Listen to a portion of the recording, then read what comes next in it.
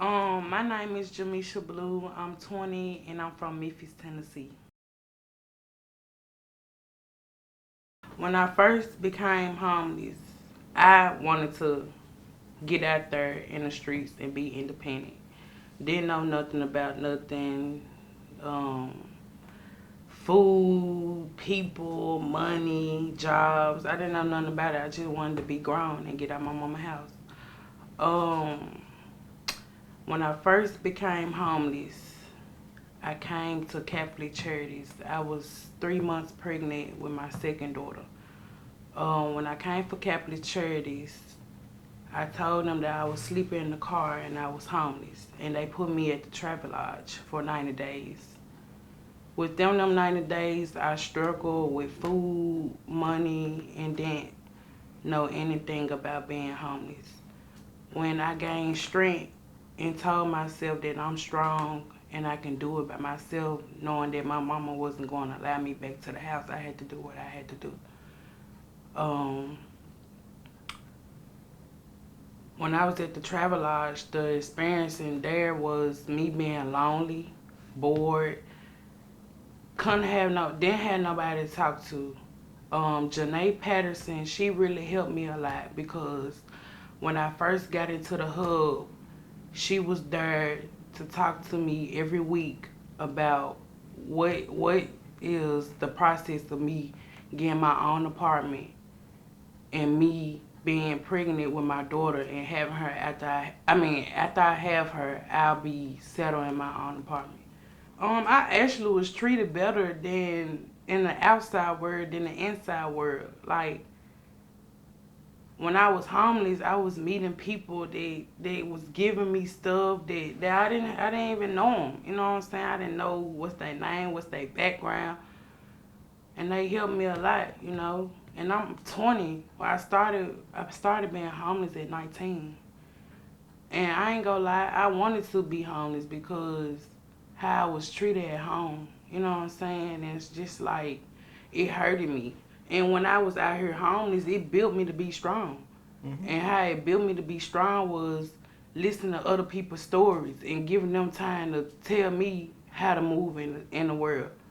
Yeah, and then I was pregnant, so most people felt bad for me. You know what I'm saying? Like they seen somebody young that I wasn't eating right, that I wasn't taking care of my health, and I was going to the hospital and stuff because about my health with me being pregnant. So I ended up having my daughter at the Travel Lodge, and I had her at 5 months. My water ended up breaking 4 days, and I didn't know. I thought I was just having sweats, and my water had broke. When I had her, I woke up one morning and I was having contractions, so I called the front desk and told them could they call the ambulance for me. When I got to the hospital, I was 2 centimeters. My baby was already head down for like them whole 4 days. My water had broke, so that caused her to get brain damage, stage 4. So after the Travel Lodge, they give you a 90-day probation. Like they pay for your hotel for 90 days. When you get done with your 90 days, they put you in re-rep housing. That's what I'm in now. How I got there is when I got in the hub and my time was up at the Travel Lodge, they put me in re-rep housing. And when I had Sky, it really pushed me back, but it's getting better now than I know that they helping me with my apartment because she's premature. So when she come home, I have a home for her. I know you're excited for that. We all Yeah, want to. I am because it's better than being out here and not knowing nothing about Catholic charities and what they do for you or the hub or what they provide for you. It's not like I'm out there now and I'm pregnant and I'm all alone and don't know nothing about these programs that's helping you. Yeah, but this program really helped me to get like Matthew. He has somebody talk to me, a counselor that got a similar situation with me with premature babies. She had a premature baby, and I talked to her too. So I felt alone because I don't have family in Memphis. It's only my mother. My dad, he live in Nebraska, and my siblings, I don't talk to them. So when I was out here, I felt alone, like I didn't have family. Everybody I met was family to me. We bleed the same, you know what I'm saying? And everybody blood is not genetic, everybody not related in Memphis. So it's just, I felt alone. But when I got out there and I was homeless and I met Janae and I met people at the Travel Lodge, they had the similar situation about me. You know what I'm saying? Mm-hmm. With me, all day, I'm with somebody every day at the Travel Lodge. They going through the same thing I'm going through. We hungry together. We go get something to eat together. You know what I'm saying? It's just, I felt abused. I felt like nobody was there for me. I was hungry while I was pregnant with Sky. Want nobody feed me. Then Janae, she helped me get my food stamps back. Mm-hmm. When I got my food stamps back, they helped me with a lot. With me knowing that I ain't got to pay with cash. That's the good thing about it. But it helped me a lot knowing that once a month you can go get food for yourself for the rest of the month. Mm-hmm. And that helped me. And I didn't have stamps at first when I became homeless. I was at the Travel Lodge with no stamps until like a week later she helped me get my stamps back. I really wasn't hanging out with a lot of people at the Travel Lodge. So mostly when I did, I felt like some people took it as serious and I thought some people took it as taking advantage. It's a different because when you become homeless, you're supposed to go out there and find help. But when you go out there and find help, some people take it and run with it. Like, people was you can get kicked out of programs like these. Like, not following the rules, not following what they telling. Everybody got rules. You got to, just because you grown don't mean nothing. You know, and it's standards that you got to have amongst you and other people.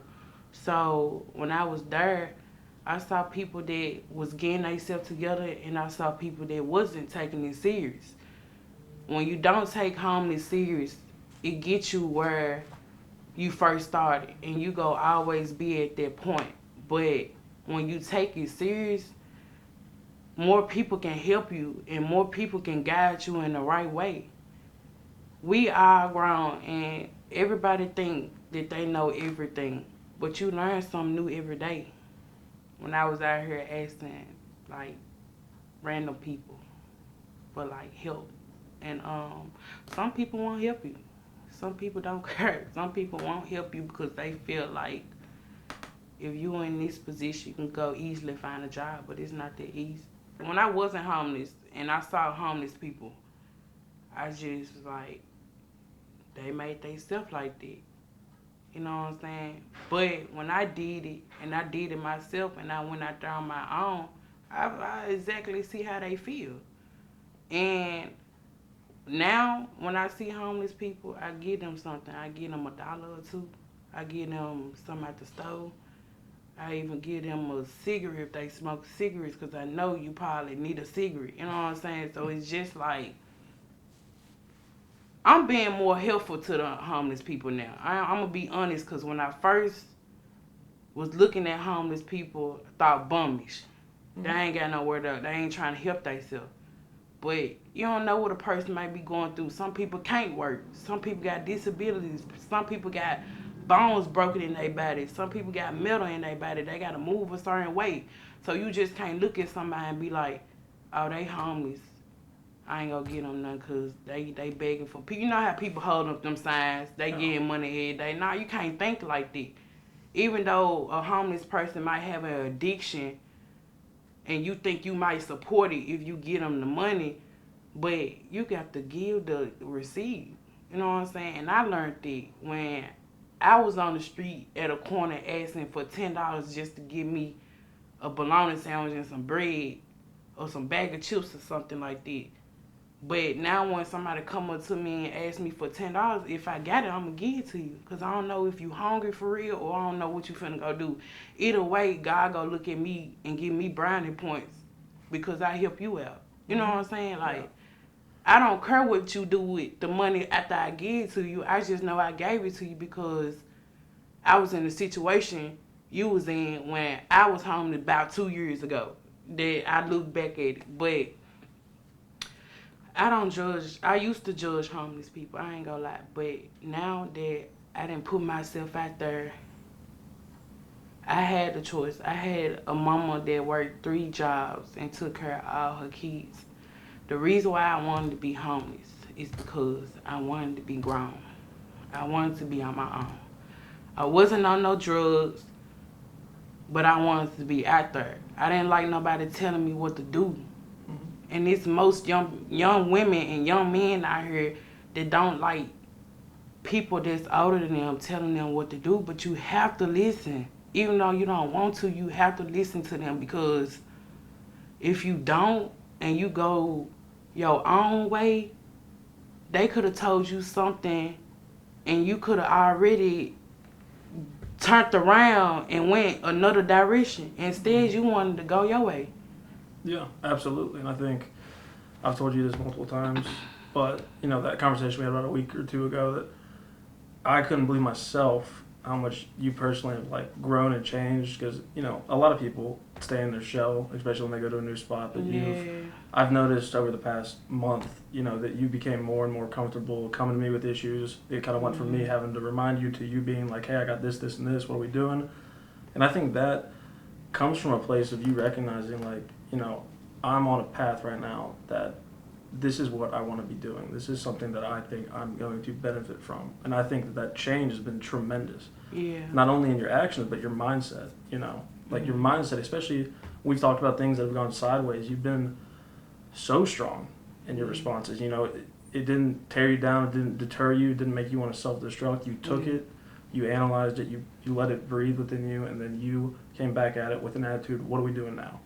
And I ain't used to be like that. I used to give up. Every time I start something, I give up. Every time I almost make it to that point, I do something that mess everything up. And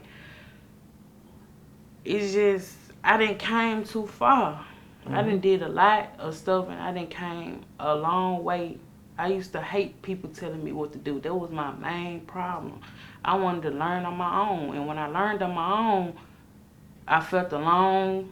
When I was still living with my mom, I kind of felt alone because I don't have family.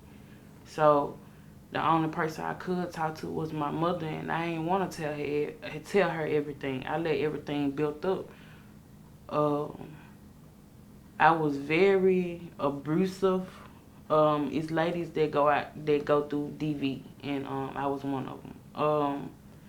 That also took a big part of having somebody control you and talk to you any kind of way, and you get used to that, and you take it out on other people because you can't take it out on that one person. And once again, I wanted to be grown, and when I was out in the streets, how I became homeless was I got away from a DV, and I ain't want to be with him no more. And I didn't want to go back to my mom's house because I felt like I was the only child. I ain't had nobody to talk to. But with me being homeless, I did feel alone. But after a while, I ain't feel alone no more because there's more people that's in my situation. And I grew it. When I came to the Hub Hall, I didn't know nobody here, and I found out one of the girls is my cousin. So it's just like, it's a small world, and I ain't know nothing about her, but I knew we had the same situation, that we both don't have nowhere to go right now, and we in the same program that's trying to help us. I've been dealing with my DV for over a year. Started at 18, now I'm 20, and it's just like, I got away. I had to get away because either you just go hurt somebody or somebody go hurt you. Either way, it's still gonna be ugly, and it's just like when you don't want to go back home and you leaving your significant other, you right there in the middle like you ain't got nobody. Some people got kids, I can give them that, and it's programs out here for kids and mothers too. But the situation I was pregnant, so I couldn't take my kid with me. The only thing I do is carry her with me in me. So when when I had to get away, it was hard. Some people don't want to get away from this situation. For one, they can't. They probably can't. And for two, they so stuck on being used to that. So, And that pattern of getting stuck or getting used to it, at any point, like when you were experiencing homelessness, like especially when you were actually literally on the street, mm, did you ever find yourself thinking like, this is just what it's going to be? I might as well start adapting to this way of life instead of attempting to further and get a better way of life. Like, did that thought ever, was that ever kind of a part of your mantra when you were out there? And, you know, because I know it can be an extremely scary really, experience. now I was mind controlled. Somebody was mind controlling me. Like, I thought it was good for me, but it wasn't. You know, and it's just like, when I realized at the travel lodge and all the things that I had been through prior, I ain't had to put myself through that. I wanted to put myself to that, honestly, because if I ain't want to do it, I ain't have to do it. I allowed it, you know, and I had to allow myself to get up out of it too. You can't just, you just can't be there and expect something to be good when you keep allowing things to happen to you. You know, I got tired of being homeless. I ain't know nothing about Catholic charities. To the day that I went to MIFA and said, you know what, I'm finna just go up in here because I'm tired of sleeping in a car. Went to MIFA and MIFA told me they couldn't help me. I understood why, because I didn't have kids with me. I was only pregnant. So Catholic Charity helped me a lot. And I just want to tell the people out there that it's help out here, especially for young adults, because it's mostly us now, really. We don't have nowhere to go, and our mothers and our dads not there how they supposed to be. You know, not bashing my mom and dad, but I'm just saying it's some people, mom and dad out here that just had them and just don't care. You know, so I think that is extremely important point to make, is that generally, like I was saying earlier, people think of homeless, they think of the guy on the street or under a bridge. When in reality, especially at this age group, 18 to 24, y'all aren't out there. You know, y'all are sometimes out there, sometimes you might be out there looking for money, but you're generally, you know, sleeping on a friend's couch surfing from place to place, sleeping in your car. But I think there's an added layer of stress for this age group, because 18 to 24 is already such a hard time of life. You're experiencing all these different changes. You're getting all trying these to get yourself responsibilities. together. Exactly, and that's something that no matter what predicament you find yourself in, that's always something that this age group experiences. Yeah. And I think having that alone is stressful, and then on top of that, dealing with all the issues that you've had to deal with, I think it compounds. It keeps adding on to itself, and until you realize, hey, there is help out here, or there is somewhere I could go, I think that pressure, you know, people can break under it, because it feels like you have the weight of the world on your shoulder. Yeah. When you get 18, they say you grown, but you really not grown. You're legal, you know. And when most young adults turn 18, they feel like they can just jump out.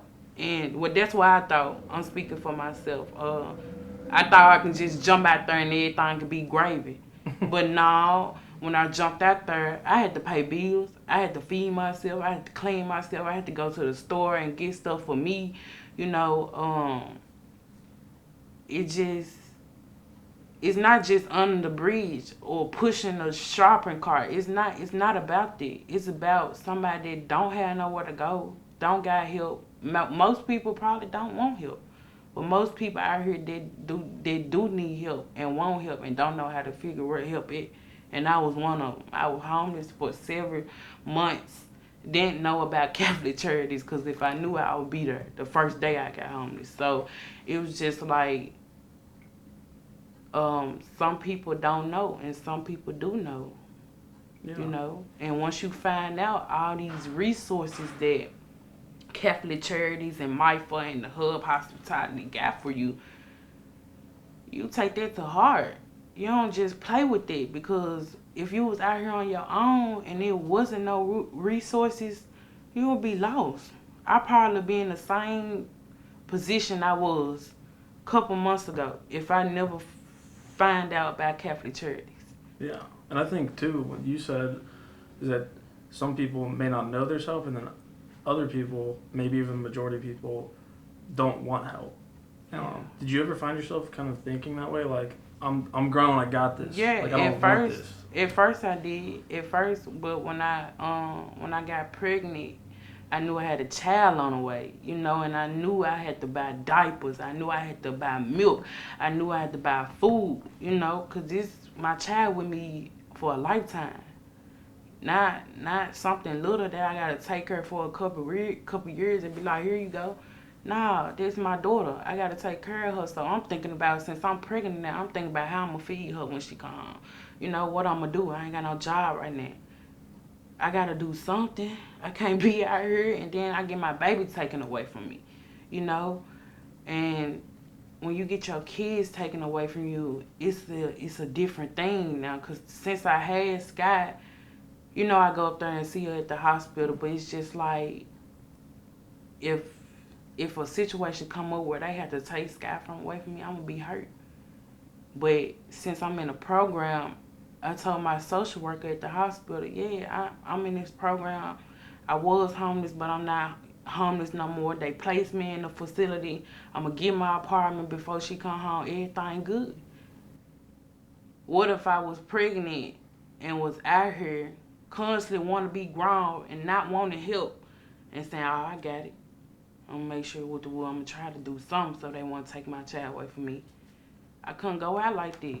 I couldn't do that because I'm going to put myself in danger and I might put my daughter in danger too. I knew how to protect myself. I'm going to put it like that. I wasn't scared of nobody, but with my background, I had been shot 3 times. So it's a trigger for me to even try to put myself in a position where I know I ain't supposed to be around these folks. I know I ain't supposed to, if I see something, I know I'm supposed to get away. You know what I'm saying? And with me being around people and they don't have nothing and they see you with something and you got something that they don't have, they might either try to take it from you. It's just like, it's a battle. You know what I'm saying? You got to stick up for yourself out here. You gotta pay attention to your surroundings. Somebody might get the arguing over there and you walk off, you hear it shooting, you might get hit. You know what I'm saying? You got to pay attention because if you don't, people might run over you. People might just look at you crazy. You know what I'm saying? Most people, pants probably be the wrong size and somebody laughing at them. Nah, that's not cool. That's not cool because they don't got what you got. Well, if you didn't have it, you'll be in the same boat. You'll be wearing them little pants, big pants, whatever you got. It don't matter. As long as they got something on their body. You know what I'm saying? So I stopped judging people. I was the one that thought, I ain't gonna never be like that. You know what I'm saying? I'm gonna have a big house. My kids gonna be straight. You know what I'm saying? Like, nah, but I ain't never find myself in this position after 3 years I didn't say that. Yeah. So now with me seeing people that's struggling, and even while I'm here now and I see young people outside of here and I tell them, oh, you need something to eat, you home, it's help out here. You can go to Catholic Charities and get you a box of food. You know what I'm saying? Fridays they give you hot plates. They do second lunches every day. You know what I'm saying? So you go down there and get you some food. So I try to help my community more since I know what homeless feel like. I feel safer. I say I feel safer because it's like my home here. I love everybody in here, and it's like I got my own room, And it's like, even though the traffic laws was more similar, but it was a hotel instead of a facility where it's people around my age. It's people that I can do something with. It's people that I can talk to, and they give me what they think about my situation, and I tell them what I think, and we have disagreements to agreements, and it's just, I feel comfortable here, like, especially with you, like, when I first got here, I just thought you were like, yeah, somebody that's just woo woo woo all that. But instead, you will check on me like, you good? You good? You know what I'm saying? I'm straight. You know what I'm saying? I'm usually the one that asks people, are they good? Yeah. You know what I'm saying? And for somebody to ask me, are I'm okay? You know what I'm saying? When I came in your office and I told you I was depressed, you know what I'm saying? You talked to me. You actually sit down and talk to me. If I go tell somebody, I'm depressed, they'll be like, oh, it's gonna be alright. Yeah. You know what I'm saying? And it's just not. It's not gonna be alright. It's not when cause you constantly build that depression up, and then at some point in time you go break. Yeah. You gonna break and you gonna lose it. And for me to talk to you, if I know I can talk to you, I'm gonna come talk to you about anything. Cause after we get done talking, I ain't gonna feel like that no more. With being at the travel lodge, I didn't really have nobody to talk to every day. You know what I'm saying? I was in my room by myself. Couldn't have company at the travel lodge. You know what I'm saying? And couldn't have nobody in your room. Here you can go in each other room, just gotta leave the door open. And then we can always talk to you at any given time when you're not in the meeting or when you're not talking, and that's free to me because it don't cost me nothing to just sit down and talk to you and tell you what's going on in my head and how I'm feeling. At the travel lodge, I couldn't do that because I felt like if I tell somebody my business, it's gonna go around the whole hotel. Like, I don't know y'all. I don't know what y'all say about me when I come and people staring at me. I don't know how y'all feel about me.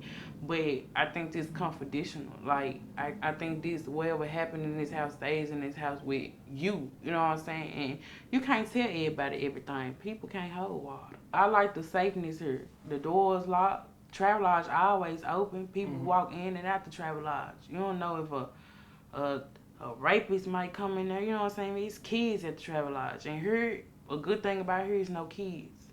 And if you have kids, they have somebody. They have somewhere for you to go to. But with being here, it's strictly young adults. So I like that we can lock our room and stuff. I feel safe here, like, for real. And then at the travel lodge, like I said, the 90 days that you can stay there. Here you can stay here until you 25. Me 20, I got 4 more years to stay here if I wanted to. But you know, I got sky bet for young adults. You can stay here till you 25, and that's wait 24, 25, one of them. But that's a good thing because it give you time to get on your feet instead of being at the travel lodge knowing you gotta leave before 90 days, or you gotta find something to do before 90 days. There's more. It's lightweighting. Like, I feel like I ain't gotta carry too much on my back, knowing I ain't got to leave right now. Well, I got in re-rep housing like a couple weeks ago, and they basically helped me. They go provide the funds, and what I have to do is find an apartment. I have to go tour the apartment and see if I like it or not. Cause why would they pay for something and I didn't go see it? So right now, that's what I'm waiting on. Yeah. Are you excited? Nervous? Yeah, I'm excited, but I never had my own apartment before, so I don't know how they feel, but I know it feels great. So, this basically like a pre-thing for me because I'm really basically in my own apartment, really here because I got my own room, I got my own space, I got my own TV. We just got a share bathrooms, you know, so it's just like it's preparing me. But I'm glad that they do provide re-rep housing for us because instead of us, they give us a time period, you know, and they pay for a certain amount of months for housing, and it's good because it give you time to save up your money, so you won't have to look up and be like, dang, how I'm gonna pay my first or second month bill. I ain't trying to be homeless again. You know what I'm saying? Like, they help you get to a certain point. Then I heard they even, like, they don't put you right on the spot and tell you, when we get done, you got to pay this amount. They do percentages. Like, they'll help you halfway and help, you know, whoop the whoop. And then you get to pay for your own apartment. But that's after the fact that they didn't pay for your apartment and pay half of it and that you do half. Then you buy yourself and do it. So it's just like, that's a good thing for me. And I want to encourage other young adults and other women out here that got kids. You can, it's good. You can look into it. Like, they helping us. Yeah, and I think too, like, a great way to explain it to people that may not know is like rapid rehousing is kind of like having training wheels on a bike when you're first learning to ride, and then you got someone behind you that's kind of helping you push along the way. Next thing you know, the wheels are off. The person's still there to help you out, And then at one point they let go, but you're still riding a bike. Yeah. And that's kind of what rapid rehousing is. Like the very beginning, we got training wheels, we got a person there that's going to be right along with you. You slowly taper off until eventually you're sitting there like, oh wait, I'm paying for my own part. I am an adult. Yeah. And it's a great way to have that help that you need, but not so intensive to the point where you don't feel like you're being independent. It's a great kind of middle ground. And I want to put my finger on the fact that like they don't just give you an apartment and throw you away. These people here, if you call them, they go answer the phone. Mm-hmm. Like y'all family, like y'all help me out. I'm about to call y'all if I need any type of help. Not just go out here and think I can do it and get back in the same position I was in. You know what I'm saying? If I need help getting in school, I know I can call y'all and be like, is there any resources out here that I can find help for school? I want to get back in school. I need to go to school for this. Is there any programs y'all can help me find? Instead of out here be like, okay, well, I'm on Google trying to find what the woman, not trying to find why I need help, but I ain't trying to ask for help, but I need help. Nah, go on ask. These people are here. You know what I'm saying? They don't just give you away, throw you in your palm and be like, there you go. You know what I'm saying? But I think the being there for people after they get housed is honestly just as important as being there before. Mm-hmm. Because once you get someone in a place, that doesn't mean that all their problems are solved. It's really the solution to the one issue where they're sleeping that night. But all the other things, like we've talked about, like with school, mental health, things like that, that all doesn't just vanish when you got a pillow to put your head on at night. Yeah. That all is still very relevant, it's very real, and it needs to be addressed with help. Mm-hmm. Yeah, I mean, I think you said it perfectly. Like we ain't just gonna put you in an apartment and be like, all right, peace, like enjoy it. It's a connection, it's a bond, it's a meaningful relationship that goes beyond the capacity of just getting someone an apartment. Yeah. Like I told, like we said, when we had that meeting, I couldn't believe how much I saw you grow from when you first got here, and the fact that you felt comfortable enough to be vulnerable in that moment and to tell me what was going on, and that we were able to address those issues was honestly probably just as impactful to me as it was to you. Yeah, but my daughter did that. My kid made me strong.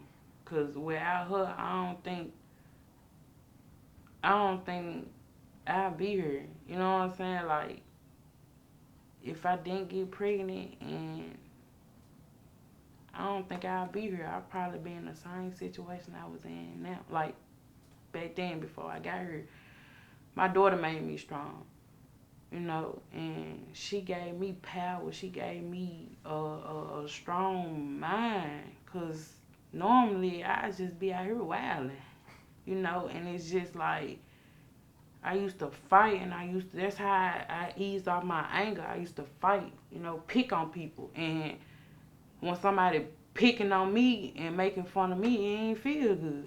I felt like I was a target, but karma real. I believe in karma because the things that I did and I made from the people, it came back on me, and it ain't feel good. Sometimes you can't you can't take what you dish out, and I couldn't. When I was homeless, people were making fun of me of what I got on. When back then, I was making fun of people what they had on, and then it taught me to self-respect. It taught me to respect other people. God don't like ugly. For real, like you can't laugh at other people, cause what if somebody do that to you? You'll feel less. You'll feel like, dang, I gotta do better. You know what I'm saying? Like you'll feel depressed in yourself. You won't feel yourself. You'll feel ugly. You know what I'm saying? It's just like I learned. I don't want nobody picking on my daughter, especially with my daughter having brain damage and her learning gonna be a little slower than others. I stopped making fun of people. I stopped checking people. I stopped laughing at people. I started being happy and helpful because I want them things to come back to me. I want somebody to help me if I need help. I want somebody to support me if I'm happy. I want somebody to support me if I'm crying or something, if I'm sad, if I'm afraid, if I'm alone. So yeah, I feel like I'm excited where I'm at right now because if last year I probably wouldn't even be here. Yeah, and I think, that sentiment of I used to do this when I saw homeless people, or I used to have this idea until I actually experienced it. I think that is something that everybody, not just people who work with it or experience it, everybody kind of has those preconceived notions. And, sometimes it does take things like experiencing it yourself to get that understanding, but then there's also the side of it, like what you said with karma. It's like your ability to change how you want to be perceived by others is something beautiful that came from such a sad time of your life. And I think that the fact that you were able to take that and make it into what it became, which is this Jamisha that cares about others and that's excited about where she's heading, I think that is a testament to how strong you are. Yeah. And I think that, I think your ability to maneuver, change, and become better and learn is something that, that is completely 100% you. And I think I just want you to know that. I don't want you to take that away from yourself, because it does break a lot of people. And I think the fact that you were able to utilize it and make it a strength instead of allowing it to become a weakness is just. And I ain't gonna lie, I do be getting weak a little times, even though I done came from a mindset where I'm strong and I tell myself I'm strong. It still breaks me down, because you can't really rely on what you've been through, but you can always remember what you have been through. Like, you can be reading a book and you read something and it just popped up about something that you've been through. And then I cry sometimes, I break down, because why did I have to go through that? And when I could have just shoot here and been here all this time. But you can't really rely on life like that, because everything don't go your way. You gotta get through stuff to get there, and I had to get through things to get where I'm at now. So it's just like, I want to encourage these young adults out here, like, it's help out here if you need it. Like, we here. I'm a victim. I'm here, like, I'm ready to get my apartment. I'm ready to enjoy my little girl when she come home. I'm ready to do what I supposed to do. I'm not out here fighting no more. I ain't out here cussing out people. I ain't out here going with dudes that's not good, you know what I'm saying, hitting on me and stuff. Nah, I ain't doing that no more. I'm not. I told myself I'm too great for that. I done met too many people that I don't know and said, oh, I see potential in you. You great. You just need to do it. Don't sit down and just be like relying and sad and dwelling on what you did. Go do it. You got it. You been in school twice. Get in school again. It don't matter how many times you get in school, as long as you got the diploma after you get finished. Absolutely. Don't matter how many times life knocks you down. It matters how many times you get up. Yeah. And I think you're a testament to that. Yeah. 1,000%. And I got too many testimonies.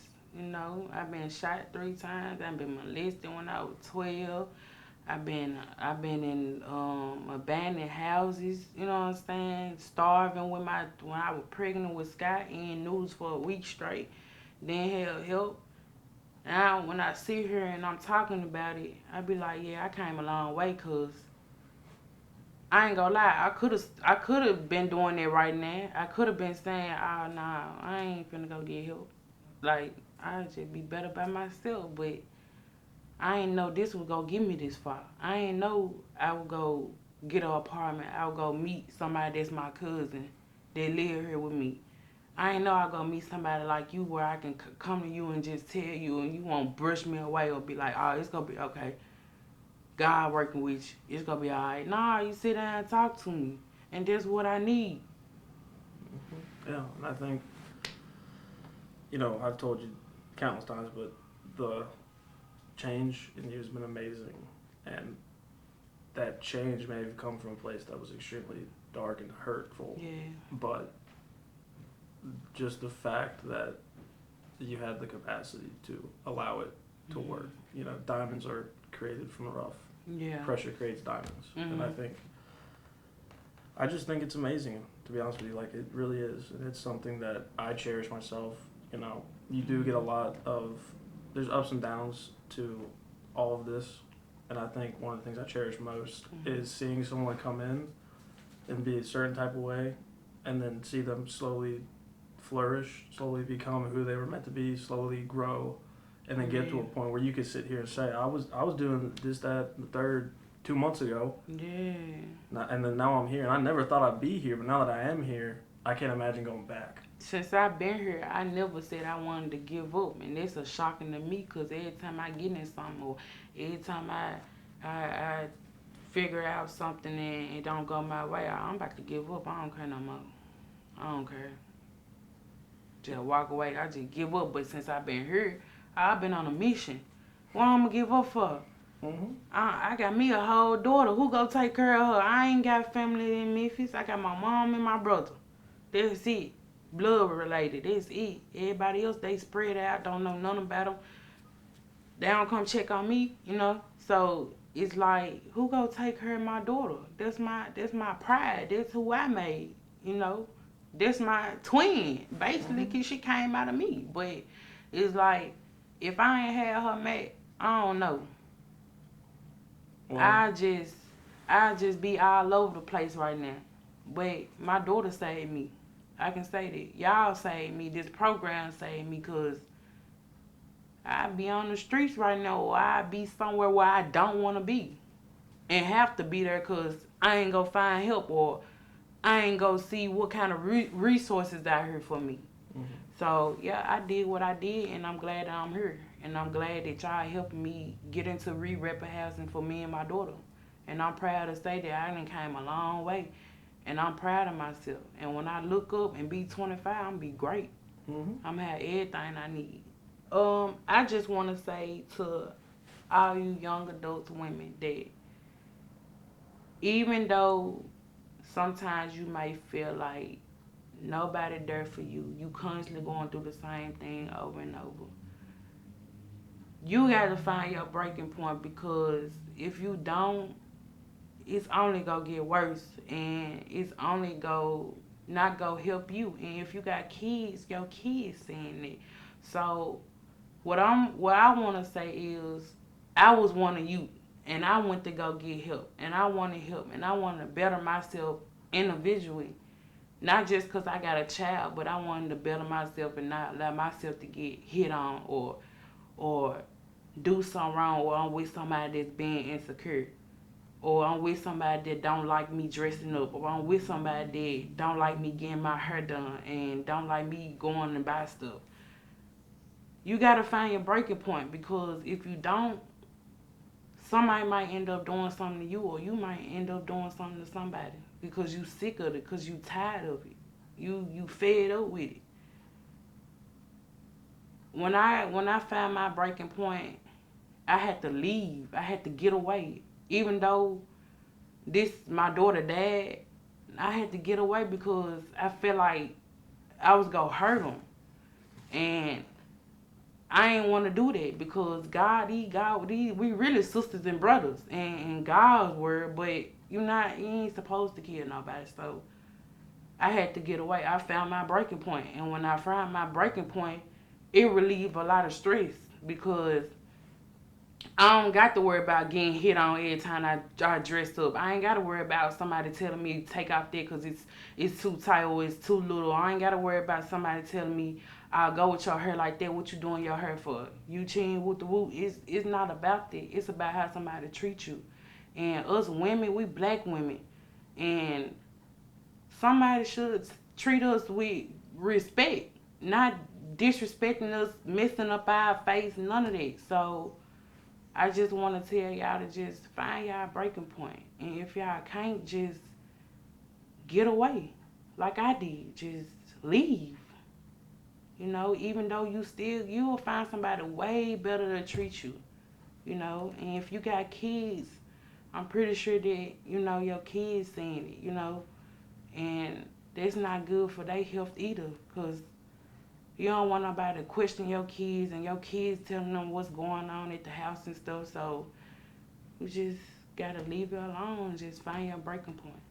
I'm glad I did. Even though it led me to be homeless, I'm glad I got away because I'd rather be homeless than end up in a jail cell because of one mistake that I got tired of and I could have got away. I got options. I could have went away. I could have got away. Instead, I'm in jail. You know what I'm saying? So Before you get to that point, you just need to find your breaking point. It's gonna hurt you. It hurted me to get away from my daughter's dad, somebody I wanted to be with. So it's gonna hurt. It's gonna most definitely hurt, but you gotta get away though. I think that's the perfect point to make, is that this process is not one that's like extremely easy with no ups and downs. It's a difficult process. Yeah. That breaking point is extremely important because, like you were saying earlier, some people don't want the help. And I feel like that breaking point is a great example of the place where you shift from, I don't want any help, I'm going to figure this out on my own, to, nah, I need to do something. Yeah, you have to do something. It's a must, because if you're not, that's how most women end up dead. They try to leave, but they don't know where they breaking point is. They don't know when to give him up. They don't know when to get away from him. He's manipulating you. He's telling you how he feel and what he gonna do. Men can say anything, just like women can. Not saying that women not good. Like, women abuse men too. But it's just a simple fact that when you in a DV and you not doing anything, and if you got kids, you take care of your kids, and somebody constantly hitting on you, mistreating you and stuff, nah. You're either in debt or in jail. I love women with kids. When I see women by themselves and they got kids, it really don't have nothing to do with the men. It always got something to do with your strength and your it's how you taking care of your kids by yourself. That's a strong single woman, because how you supposed to be raised is a mother and a father in the house. Some people don't got that. I didn't have that. My mama took care of 3 kids by herself, had 3 jobs. Didn't have no father figure in the house. I had to learn everything I learned. I had to learn from my mama. I wish I had a dad in the house, because maybe I probably wouldn't even be with the dudes that I was with. Because I probably learned from him how he treated my mama when we was in the house. Instead, I didn't know. All I saw was my mom, And I seen other people when I was going to school, they used to tell me at school how their parents was. It was some parents out here that was doing for them, that was marriage. It was some people out here, mama was on drugs, daddy on drugs, but they together. It's some parents out here, it's just the mama in the house, or it's just the dad in the house and the mama gone, or the dad on drugs. It's just different scenarios, and it's just like, it's sad. It's sad. I was comfortable with getting beat on. I was comfortable with getting talked to in a kind of way, because for the simple fact, I knew I ain't had nowhere else to go. So the only thing I could do was take it. Take it till I couldn't take it no more. To the point where I felt like I wanted to hurt him. And when I feel like that, I need to get away. And I don't care how I get away from you. I don't care if I gotta call Lakeside. I don't care if I gotta call the police. I don't care if I gotta call anybody to come get me before it be a situation in here that I can't take back. You know what I'm saying? If I had kids, I'd be taken away from my kids. And it's mothers out here, that situation is like that. They got their kids taken away because who they with. You know what I'm saying? They get their kids taken away because they can't take care of them well. They get their kids taken away, but you can prevent all that. You just gotta find your breaking point. Everybody don't have the same breaking point. Everybody's breaking point don't end at the same time, don't start at the same time. You have to do that. You have to build yourself up and say, look in the mirror. I gotta get away. I'm more pretty. I'm more smarter than this. I got kids out here. I gotta get away. One of my family members, she had multiple kids, and she was like my mom. And after we got shot together, I got shot with her, and a few months later, her baby daddy killed her. So it messed with me, because me knowing that it could have went a whole nother way, you know what I'm saying? And it just hurt me, because she not here no more. And she got kids that she made, and she can't be here to take care of them, And that's sad, because some people don't got their kids. And it's mostly because of how somebody treating them. And what they trying to focus on. They not focusing on they kids right now. They focusing on how you train me. Why you treating me like this? Why you doing this to me? You know, and that's what most women asking somebody right now. Why you doing this to me? What I did to you? Why you hitting on me? Why you so insecure? You know what I'm saying? Just leave me alone. Yeah. Some women want to be left alone, and the men don't want to leave them alone. You know, so it's just different scenarios out here. But I feel like you gotta find your birth. You gotta find it. You gotta find it because it's not gonna come to you. You just go sit there and allow it over and over and over and over. You gotta find your breaking point. Yeah, I mean, the help isn't beneficial unless you're willing to accept it. Yeah. And you know, I know you speak a lot about Sky, and that she is such an impact on the passion, the drive that you currently have. Mm-hmm. And do you think part of that might be because of the situation that occurred, you know, with her not being able to be with her children? Do you think that you kind of look at it differently now that you're blessed to be with Sky? Yeah, I am, because I can't only imagine if somebody take my daughter away from me, or if somebody take me away from her. Like, that's my pride and joy. When my first child, I lost her, so I ain't know what it feel like. But now that my daughter need me and she in the hospital and I was preterm labor. I wouldn't get into nothing because I feel like she need me. She does. If I get into some stuff and I can't get myself out of it, either they gonna take me away from her, or she gonna be taken away from me, and I can't go like that. If you don't got a heart right now, I was probably one of you, but I gained heart, I gained patience, I gained joyfulness, I gained cheerfulness, I gained all type of things while I was in this since November when I first got in this program. I ain't even had no heart. I just was like, man, I'm finna just go in here and man, just see what this about. About a week or 2-3 weeks later, when I met Janae, she gave me pride. She gave me my peace I need to get. You know what I'm saying? Like, I just felt like it was, you know what I'm saying? Like a whole bunch of crazy stuff. So it's just like, yeah, I gained heart. I ain't had no heart at first. I didn't care about nothing. I told you I wanted to be on my own. I wanted to do what I wanted to do. Leave me alone. But nah, I couldn't do that. It wasn't gonna get me nowhere. I'm gonna be 30 and back out there. Nah, I can't do it. But yeah, you welcome, cause yeah, I enjoy telling my story, cause some people do need to hear it. Absolutely, they do. Wow. I kind of got lost in the conversation. I kind of did too. That was good. And it's hot. Yeah, I know, because I've been right here. But did I do good? You did fantastic. Okay. You did amazing. That was, you did exactly what we talked about. Yeah. You just got to I stuttered a little bit, but I caught myself. We'll CGI that in. Yeah. I like the